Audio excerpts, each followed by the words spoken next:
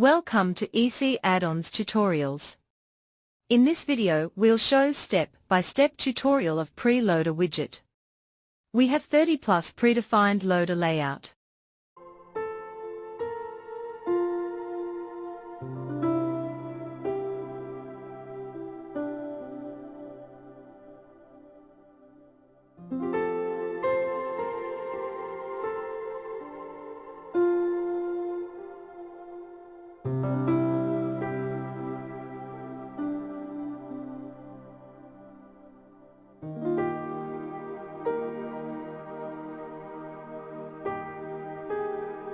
Let's jump into WordPress dashboard and enable Preloader widget.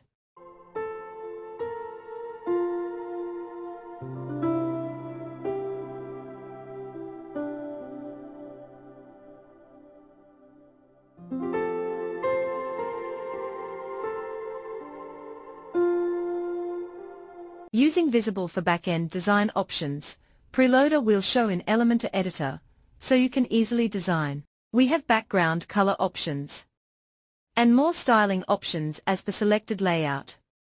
Like text, we have typography and color.